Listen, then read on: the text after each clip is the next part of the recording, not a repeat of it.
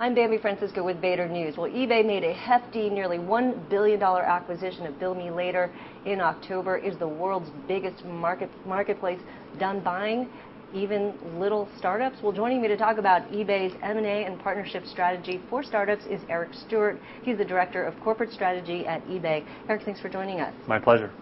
Well, this acquisition of Bill Me Later, I know that was about 6 weeks ago in October. How does that change your outlook for what you have to do when it comes to partnering with startups or looking for startups to acquire?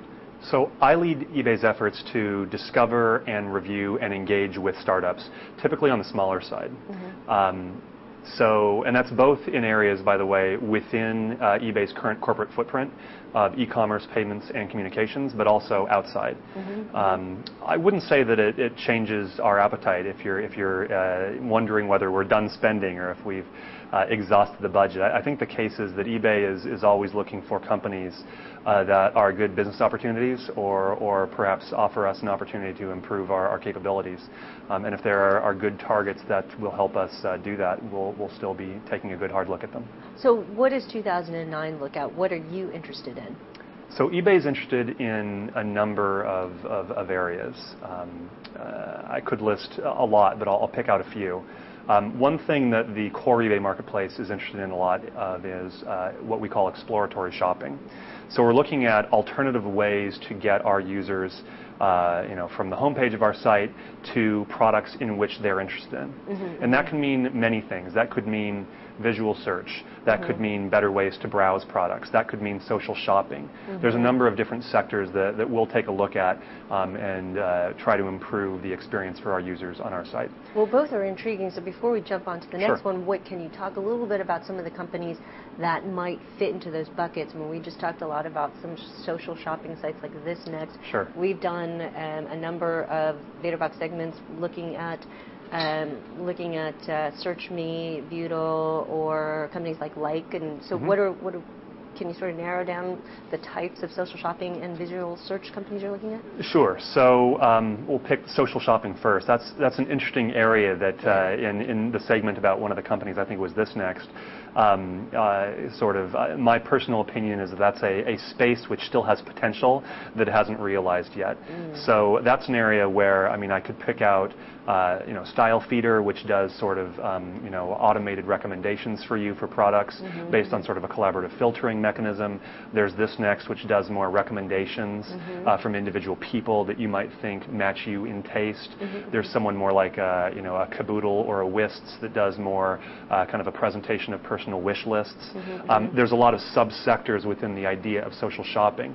The problem is I don't think anything that we've seen today is really a magic bullet in terms of being compelling from a user perspective. Mm-hmm. But it's a space that we will continue to keep our eye on mm-hmm. because if something comes along that is a compelling product and starts to show user traction, hopefully if I'm doing my job, you'll spot it I will be looking at it long before it's on the front page. And what about visual search?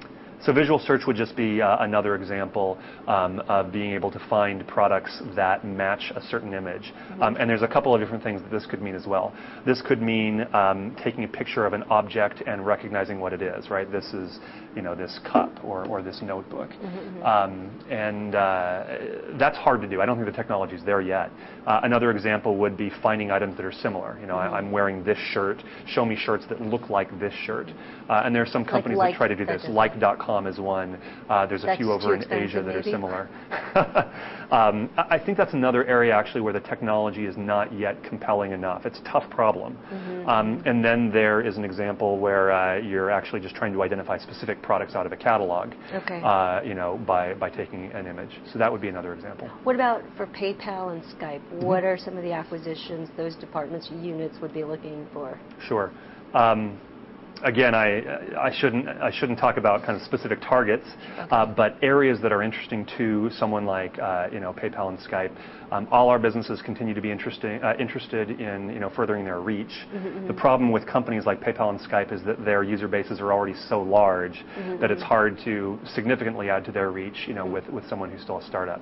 I'd say for several of our business units, the notion of trust and safety and fraud detection is very important. Mm-hmm. That would apply to PayPal PayPal and certainly also to marketplaces. We did an acquisition of a fraud detection company last year that was significant to us, and I think we're always looking to bolster our capabilities in that area. On the Skype side, there's a number of things that they're doing. They're a younger business unit, so to some extent, I don't know that they'll be looking to improve their own product to a large extent, and I don't know if they'll be looking as hard on the M&A front as someone like marketplaces might. But there are still areas that they would be interested in. I know, for instance, one is that they've talked about collaboration. How can you use kind of the Skype peer-to-peer network and their desktop presence to allow you to deliver tools that let you and I collaborate more effectively. So that would be one example.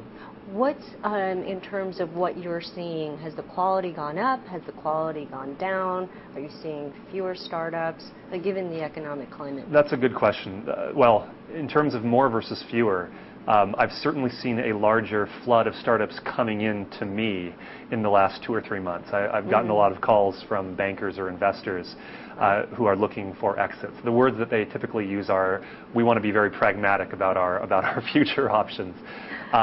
In many cases, there's a reason that the startups are looking for an exit, unfortunately.